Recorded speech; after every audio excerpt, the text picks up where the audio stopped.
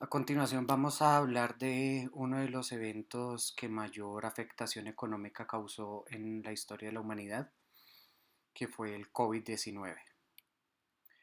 En el contexto general de esta problemática y su afectación a la economía, pues podemos indicar que no se había presentado una crisis económica en más de 100 años de este tipo de proporciones. Podemos hablar en el contexto general que realmente la actividad económica en el mundo a partir de este fenómeno se contrajo alrededor de un 3%. La pobreza aumentó en todo el mundo por primera vez en una generación.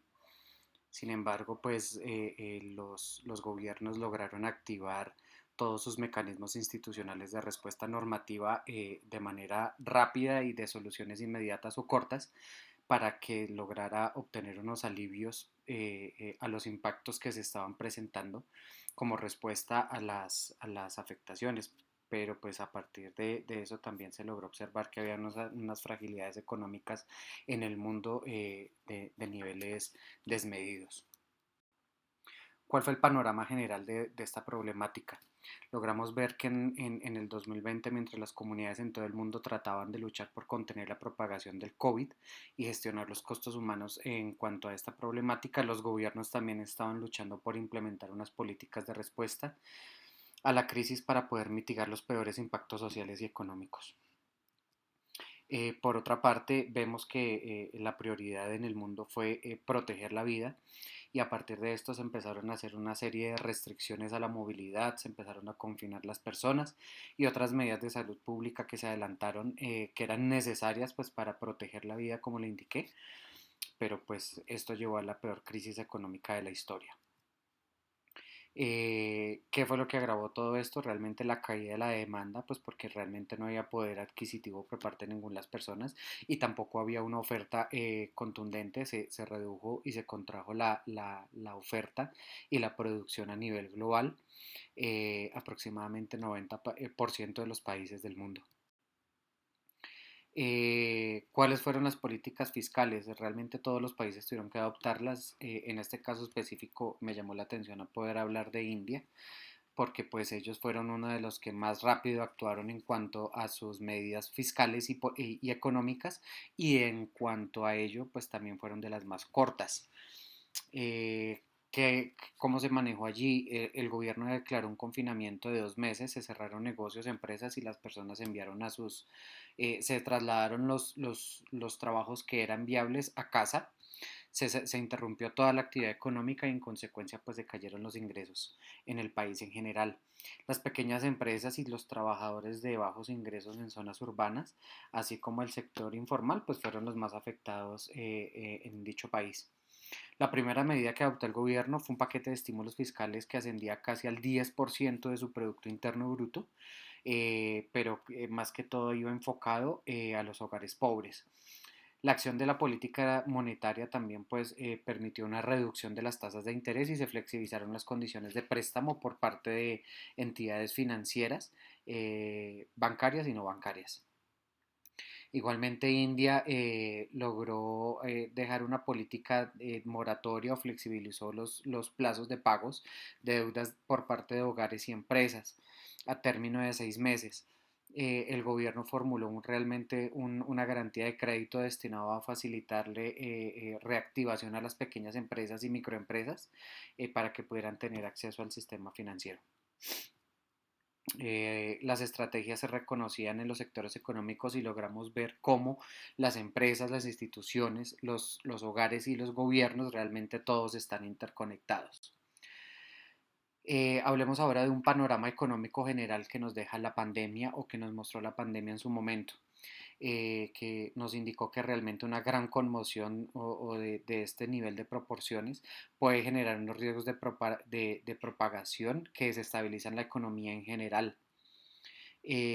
Nos indicó que también muchos países realmente lograron extender medidas de alivio, aunque las políticas pues ayudaron a limitar unos resultados económicos, pero vuelvo y digo a corto plazo, nos plantea y nos muestra unos desafíos para que la economía esté preparada para tener unas acciones de control a largo plazo el aumento de la deuda pública pues es muy elevado y la deuda privada igualmente, y que se debe abordar de manera rápida pues para garantizar una recuperación económica equitativa.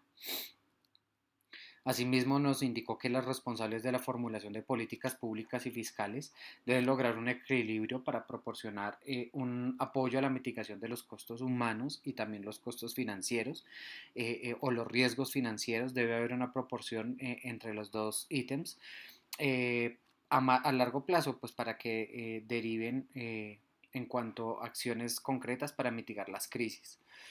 Realmente podemos ver que es probable que los riesgos se observen más rápido en las economías emergentes, y especialmente en los países de ingreso bajo son los más afectados, pues la capacidad de endeudamiento de estos países es mucho menor que la de economías fuertes, y las condiciones económicas en muchos casos eran adversas incluso antes de la pandemia. Antes de que empezara la pandemia, muchos países ya estaban endeudados y no tenían cómo sobreendeudarse para atender la pandemia. Esto lo vamos a ver a continuación. Aquí podemos ver en esta gráfica las estadísticas, cómo nos apoyan la tesis que fue la peor crisis en los últimos 100 años, y que tengamos registro histórico cuantitativo. Ni siquiera la Segunda Guerra Mundial, la Gran Depresión y la crisis financiera del 2009 fueron tan fuertes como la crisis que generó el COVID-19, en donde podemos ver que realmente la proporción de países que tuvieron un crecimiento negativo fue superior al 90%, como podemos ver acá en la gráfica. ¿Qué nos indica esto? Que los efectos económicos van a ser persistentes y severos para economías emergentes. Realmente las economías emergentes y de ingresos bajos no van a tener una recuperación muy rápida en cuanto a esta problemática. El 40% de las economías avanzadas se logró recuperar en el 2021 y lograron superar su nivel de producción antes de pandemia, o sea, en 2019. Pero aquí vemos la otra cara de la moneda. Los países de ingreso mediano solo lograron obtener un 27% de recuperación de ellos, y aún más bajas en los de ingreso bajo, que solo fue el 21%, lo que nos da una señal de que la recuperación va a ser mucho más lenta en las naciones más pobres, y que el COVID también nos está mostrando que amplía los márgenes de desigualdad en el nivel global. También que nos mostró el COVID, que los riesgos financieros están interconectados. Todas las tesis y las escuelas económicas siempre nos han dicho que la economía tiene un gran ciclo y tiene unos eslabones de la cadena que siempre están conectados, y nos lo mostró acá. Los hogares y las empresas sí, vemos que fueron los más afectados, pero no podemos dejar de lado las entidades financieras y los gobiernos, que también fueron muy golpeados. Nos puede mostrar que los riesgos se van a extender a un sector y van a afectar al conjunto. Podemos ver que todo el conjunto en este evento fue afectado. Pero ojo, porque hay una premisa y nos dice que esta relación no siempre va a ser preponderante si hay unas políticas fiscales muy bien diseñadas, unas políticas monetarias, y se tiene un sector financiero fuerte. Se puede contrarrestar y reducir los riesgos que están interconectados siempre y cuando, vuelvo y digo, hayan unas muy buenas políticas fiscales. Veamos unas medidas exitosas, financieras exitosas en el COVID. Los bancos centrales lograron reducir las tasas de interés, inyectaron liquidez al mercado y ampliaron el acceso a los mecanismos de financiamiento, y redujeron requisitos en las reservas y pérdidas crediticias, que fue un trabajo exitoso muy importante para que los gobiernos lograran tener liquidez para atenderlo. Esto realmente permitió que los bancos y otras instituciones pudieran seguir ofreciendo financiamiento a los hogares y a las empresas si no hubiera un quiebre económico en estos dos importantes sectores. Los bancos centrales igualmente pues lograron diseñar instrumentos de política monetaria no convencionales, los programas de adquisición de activos pues para no dejar las monedas quietas. 27 economías emergentes, como dato de interés, adoptaron este tipo de programas por primera vez en respuesta a la crisis, y las medidas tenían por objeto prevenir una crisis de liquidez mayor y proteger la estabilidad financiera. Y finalmente, la respuesta de la crisis también debe incluir unas políticas que aborden unos riesgos derivados a los altos niveles de la deuda pública, como lección aprendida para los gobiernos, para que lo puedan apoyar eficazmente la recuperación económica. Frente al tema de desigualdad, quiero hacer hincapié en este tema porque pues, fue muy importante y nos muestra realmente que la desigualdad es persistente a nivel global, no solo en Latinoamérica.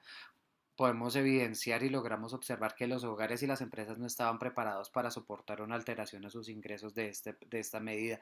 Más del 50% de los hogares a nivel mundial no pudo mantener su nivel de consumo básico durante más de 3 meses.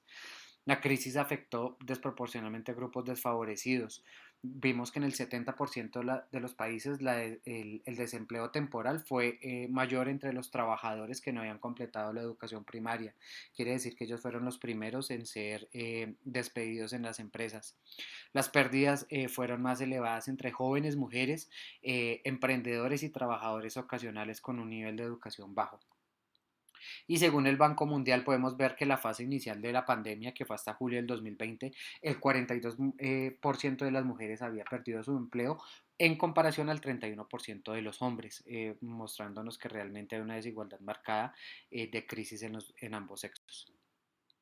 Ahora veamos cómo es la desigualdad, no al interior de los países, sino entre los países.